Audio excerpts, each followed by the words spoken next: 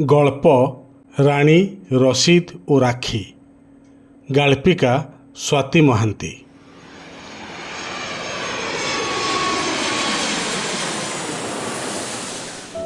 ଘର ଘର ଶବ୍ଦ କରି ଆକାଶର ଛାତି ଚିରି ଏରୋପ୍ଲେନ୍ ଉଠି ଚାଲିଥାଏ। ଏକଦମ ଲମ୍ବା ଜଣି ଗୋଟେ ନଭେଲର ପୃଷ୍ଠା ଓଲଟାଉଥାନ୍ତି ରାଣୀ। ଏବେ ପୁରା 15 ଦିନ ଲାଗିବ ଘର ସଜାଡ଼ୁ ସଜାଡ଼ୁ।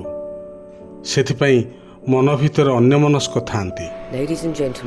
ଏୟାର ହୋଷ୍ଟେସ୍ ସିଟ୍କୁ ଷ୍ଟ୍ରେସ୍ କରାଇବା ଦେଖି ଜାଣିପାରିଲେ ଆଉ ଅଳ୍ପ ସମୟରେ ଫ୍ଲାଇଟ୍ ତାଙ୍କର ଅବତରଣ କରିବ। ଦେହଟାକୁ ଟିକେ ଚଞ୍ଚଳ କରାଇଦେଲେ ଆଉ ଅଳ୍ପ ସମୟ ପରେ ନିଜ ମାଟି ମାଆକୁ ଛୁଇଁବେ। ତାର ଯେଉଁ ଆନନ୍ଦ ଭାବି ଭାବି ବିହ୍ୱଳ ହୋଇଯାଉଥାଏ ମନଟା। ସୁଦୀର୍ଘ 30 ବର୍ଷ ପରେ ନିଜ ଦେଶରେ ଅବସର ସମୟକୁ ଅତିବାହିତ କରିବେ। ରାଣୀ ତାଙ୍କ ସ୍ୱାମୀଙ୍କୁ କହିଲେ, କେମିତି କାମ ସବୁ ହବ? ବାପା ମା ତ କେବେଠୁ ସ୍ୱର୍ଗବାସୀ।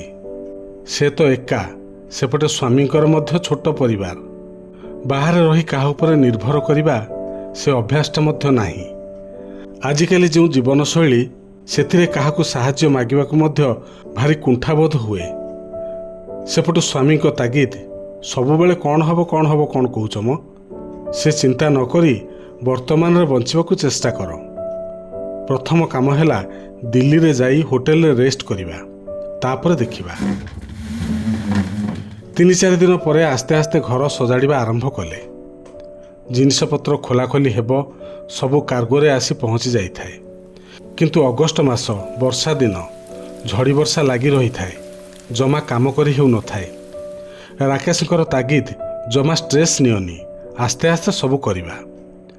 ରାଣୀ ଭାବିଥାନ୍ତି ରାକ୍ଷୀ ପୂର୍ଣ୍ଣିମାରେ ଘରେ ପୂଜା କରିବା ପାଇଁ। ସହରରେ ଗୋଟେ ଏଜେନ୍ସିକୁ ରାକେଶ ସିଫ୍ଟିଂ ଦାୟିତ୍ୱ ଦେଇଥାନ୍ତି। ରାକ୍ଷୀ ପୂର୍ଣ୍ଣିମା ଆଗ ଦିନ ରାତି 12ଟା ସୁଦ୍ଧା ଯେନତେନ ଭାବରେ ସବୁ ଜିନିଷ ଅନପ୍ୟାକ୍ ହୋଇଗଲା। ସକାଳୁ ସକାଳୁ ପୂଜା। ଭୋରରୁ ଉଠି ସ୍ୱାମୀ ସ୍ତ୍ରୀ ସଜଡ଼ା ସଜଡ଼ି ହୋଇ ଗାଡ଼ିରେ ଯାଇ ବସିଲେ। ହଠାତ୍ ରାକେଶ କହିଲେ, ମୁଣ୍ଡଟା କାହିଁକି ବିନ୍ଧୁଛି? ରାଣୀ ଟିକେ ମୁଣ୍ଡରେ ହାତ ମାରିଲେ। ଏ ମା, କି ତାତି! ଦେହରେ ଜ୍ୱର ଭର୍ତ୍ତି। ନୂଆ ଘର ଆଡ଼େ ଗାଡ଼ି ଆଗେଇ ଚାଲିଥାଏ। ଖୁବ୍ ବ୍ୟସ୍ତ ଲାଗୁଥାଏ ରାଣୀଙ୍କୁ। କେହି ବି ଚିହ୍ନା ଲୋକ ନାହାନ୍ତି। ଏମିତି ଭାବି ଭାବି ଯାଇ ନୂଆ ଘରେ ଓହ୍ଲେଇଲେ। ରାକେଶ କହିଲେ, ଆଜି ଭାରି ଥକା ଲାଗୁଛି ଆଉ ମୁଣ୍ଡଟା ବି ବିନ୍ଧୁଛି। କିଛି ତ ଖାଇନ, ନହେଲେ ମେଡ଼ିସିନ କ'ଣ ଖାଇଦେଲେ ଭଲ ଲାଗିବ। ରାଣୀ ଦେଖିଲେ ରାକେଶଙ୍କର ଆଖି ଦୁଇଟା ବି ନାଲି ପଡ଼ିଛି। ଦେହକୁ ହାତ ମାରିଲେ। କେତେ ଗରମ! ଭିତରକୁ ଯାଇ ବକ୍ସଟିକୁ ଟାଣି ଚାଦର ଓ ପତଳା କମ୍ବଳଟେ ବାହାର କଲେ। ସେପଟୁ ପିଲାଟିଏ ଦୌଡ଼ି ଆସିଲା। ମ୍ୟାମ୍ ସାହେବ, ମୁଁ ହେଲ୍ପ କରିବି? ଅପ୍ରସ୍ତୁତ ହୋଇପଡ଼ିଲେ ରାଣୀ। ରାକେଶ କହିଲେ, ବ୍ୟସ୍ତ ହୁଅନି, ଏମାନେ ସେ ଏଜେନ୍ସିର ପିଲା। ଘର ସଜାଡ଼ିବା ପାଇଁ ଆସିଛନ୍ତି। ପୂଜା ପାଇଁ ବ୍ରାହ୍ମଣ ଆସି ପହଞ୍ଚିଗଲେ। କେଉଁ କାମଟା କରିବେ କେଉଁଟା କରିବେନି ମନେ ମନେ ଭାବୁଥାନ୍ତି ରାଣୀ। ଆଉ ଥରେ ପିଲାଟି ଆସି ପଚାରିଲା, ମ୍ୟାମ୍ ସାହେବ, ଆପଣ ସାର୍ଙ୍କ ପାଖରେ ରୁହନ୍ତୁ, ମୁଁ ପୂଜାରୀଙ୍କୁ ସାହାଯ୍ୟ କରୁଛି। ଆଶ୍ଚର୍ଯ୍ୟ ହେଉଥାନ୍ତି ରାଣୀ। ହେ ଜଗା କାଳିଆରେ, ତୋ ନାଁ ଧରିଲେ ସର୍ବମଙ୍ଗଳ, ତୁ ବୁଝୁ ସବୁ କଥା। ଜ୍ୱର ଧୀରେ ଧୀରେ ବଢ଼ିବାକୁ ଲାଗିଥାଏ। ଥଣ୍ଡା ପଟି ଆଣି ସ୍ୱାମୀଙ୍କ ମୁଣ୍ଡରେ ଦେଉଥାନ୍ତି ରାଣୀ। ଦେଖିଲେ ପିଲାଟି ଗୋଟେ ସୁନ୍ଦର ଗଜରାମାଳ ବନେଇଛି, ତୁଳସୀ ଆଉ ବାଡ଼ିରୁ କିଛି ଫୁଲ ଆଣିକି। ହୋମ କାଠ, ଭୋଗ ସବୁ ସଜାଡ଼ି ଦେଉଥାଏ। ଭାବିଲେ କେତେ ଭଲ ପିଲାଟିଏ ହେଇଛି। କ୍ଷୀର ବି ଉତୁରେଇ ଦେଲା। ସେ ବ୍ରାହ୍ମଣ କହିଲେ, ବଢ଼ିଆ ପିଲାଟିଏ, ତାରି ପାଇଁ ଆଜି ପୂଜା ହେଲା। ରାଣୀ ଗୋଟିଏ ଥାଳିରେ ଚନ୍ଦନ, ସିନ୍ଦୁର, ଦୀପ ଆଉ ରାକ୍ଷୀ ରଖିଥାନ୍ତି। ବାହାର ଦେଶରେ ଥିଲେ, ତାଙ୍କର କେହି ଭାଇ ବି ନଥିଲେ। ସେ ସବୁବେଳେ କାଳିଆ ଠାକୁରକୁ ରାକ୍ଷୀ ବାନ୍ଧି ଦିଅନ୍ତି। ସେଦିନ ବି ଠିକ୍ ପୂଜା ସରିଲା ବେଳକୁ ସେ ରାକ୍ଷୀଟିକୁ ଧରିଥାନ୍ତି। ମନ ଭିତରକୁ ଆସୁଥାଏ, ଏ ପିଲାଟି ଆଜି ଯାହା ଅସମୟରେ ସାହାଯ୍ୟ କଲାଣି, କେଉଁ ଭାଇଠାରୁ ଆଉ କମ୍ କି? ଏମିତି ଭାବୁ ଭାବୁ ସେ ପୂଜା ରୁମ୍କୁ ସଫା କରି ସାରିଲା ପରେ ରାଣୀ ତାକୁ ଡାକିଲେ। କହିଲେ, ଶୁଣରେ ବାବୁ, ମୁଁ ତ ତୁମଠୁ କେତେ ବଡ଼, ମାନେ ତୁମ ମା ବୟସର। କିନ୍ତୁ ଆଜିର ଯେଉଁ ସାହାଯ୍ୟ ତମେ କରିଛ, ତାହା ସବୁଦିନ ମନେ ରହିବ। କିଛି ଯଦି ଭାବିବନି, ମୁଁ ତୁମ ହାତରେ ରାକ୍ଷୀଟିଏ ବାନ୍ଧିଦେବି। ପିଲାଟି ଭାବବିହ୍ୱଳ ହୋଇ କହିଲା, ମୁଁ ଆଉ ଆପଣ ମୋ ହାତରେ ପୁଣି ରାକ୍ଷୀ ବାନ୍ଧିବେ? ହଁ ରେ ବାବୁ, ସମ୍ପର୍କ ସବୁବେଳେ ରକ୍ତର ହୋଇନଥାଏ, ଭାବର ସ୍ନେହର ବି ସମ୍ପର୍କ ଅଛି। ଦୀପ ବନ୍ଦେଇ ତା ହାତରେ ରାକ୍ଷୀ ବାନ୍ଧିଦେଲେ ରାଣୀ। ପିଲାଟି ଆଖିରୁ ବି ଦୁଇଟୋପା ଆନନ୍ଦାଶ୍ରୁ ବହିଗଲା।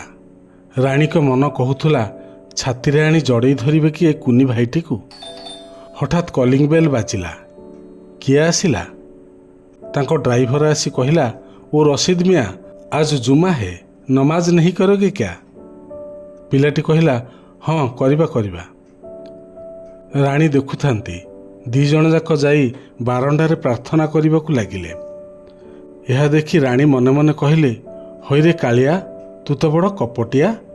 ଆଜି ଆମକୁ ବେମାର ପକେଇ ଦେଇ ରସିଦ ହାତରୁ ପୂଜା ନେଇଗଲୁ, ଆଉ ମୋ ହାତରେ ବି ତାକୁ ରାକ୍ଷୀ ବନ୍ଧେଇ ଦେଲୁ। ମେଡ଼ିସିନ ଖାଇ ରାକେଶଙ୍କ ଜ୍ୱର ଟିକେ କମି ଆସିଥାଏ। ଦେହ ହାତ ସବୁ ବିନ୍ଧାବିନ୍ଧି ହେଉଥାଏ।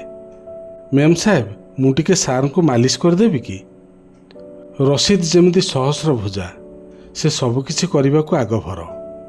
ଆଉ ରାଣୀକୁ ଖାଲି ବିସ୍ମୟ ହେଉଥାଏ। କ'ଣ ଚାଲିଛି? ମୁସଲମାନ ପିଲାଟି ପୂଜା କାମ କଲା, ରାକ୍ଷୀ ବାନ୍ଧିଲା, ତାଙ୍କ ଗୋଡ଼ରେ ମୁଣ୍ଡିଆ ମାରିଲା, ଏସବୁ କେମିତି ଲାଗୁଥାଏ ତାଙ୍କୁ। ରସିଦ କହିଲେ, ଆମେ 3 ପୁରୁଷ ହେଲାଣି ଆସି ଏଇ ସହରରେ ରହୁଛୁ। କେବେ ଗୋଟେ ଦଙ୍ଗାରେ ମୋ ଦାଦାଜୀ କାଶ୍ମୀର ଛାଡ଼ି ପଳେଇ ଆସିଥିଲେ। ସେବେଠୁ ଆମେ ଏଇ ସହରରେ ଅଛୁ। ଆଉ ମୁଁ ଓଡ଼ିଶାର ଜଣେ ବିଜନେସମ୍ୟାନଙ୍କ ପାଖରେ 5 ବର୍ଷ ହେଲାଣି କାମ କରୁଛି। ସେଥିପାଇଁ ପୂଜାପାଠ ବିଷୟରେ ମୋତେ ଟିକେ ଜଣାଅଛି। ରାତି 10ଟା ଆସି ହେଲାଣି, ତଥାପି ମନଧ୍ୟାନ ଦେଇ କାମରେ ଲାଗିଥାଏ ରସିଦ। ରାଣୀ କହିଲେ, ଏବେ ଥାଉ, ତୁମେ ଯାଅ, କାଲି ସବୁ ସଜାଡ଼ିବା। ତା ପରଦିନ ସକାଳ 7ଟାରେ ରସିଦ ଆସି ହାଜର। ଟିଫିନରେ କ'ଣ ସବୁ ଆଣିଥାଏ। ମ୍ୟାମ୍ ସାହେବ, କିଛି ଭାବିବେନି, ମୋ ଅମ୍ମି କିଛି ଦେଇଛି। ସେଦିନ ରାକେଶ ଓ ରାଣୀ 2 ଜଣଙ୍କୁ ପ୍ରବଳ ଜ୍ୱର। ରସିଦ କୁନି ଭାଇଟେ ପରି ସବୁ ବୁଝି ଦେଉଥାଏ। ଧୀରେ ଧୀରେ 2 ଜଣ ଠିକ୍ ହୋଇଗଲେ। ୟା ଭିତରେ ରାଣୀ ଓ ରସିଦଙ୍କ ଭିତରେ ଗଢ଼ି ଉଠିଥାଏ ପକ୍କା ମଜବୁତ ସମ୍ପର୍କ। ଦିନେ ରବିବାର ସନ୍ଧ୍ୟାରେ ସ୍ୱାମୀ ସ୍ତ୍ରୀ ବସି ଗାର୍ଡେନରେ ଚା ପିଉଥାନ୍ତି। ଗ୍ରିଲ୍ ଖୋଲି ରସିଦ ଆସିଲା। ତାକୁ ଦେଖି ରାଣୀଙ୍କର ଖୁସିରେ ସୀମା ନଥାଏ। ରାକେଶ ଚିଡ଼େଇକି କହିଲେ, ହେଇ ଆସିଗଲା ତୁମ କୁନି ଭାଇ। ରାଣୀ ମୁହଁ ଫୁଲେଇ କହିଲେ, ତୁମେ କ'ଣ ବୁଝିବ ସେସବୁ? ରସିଦ ହାତରେ ଗୋଟେ ପେପର ବ୍ୟାଗ।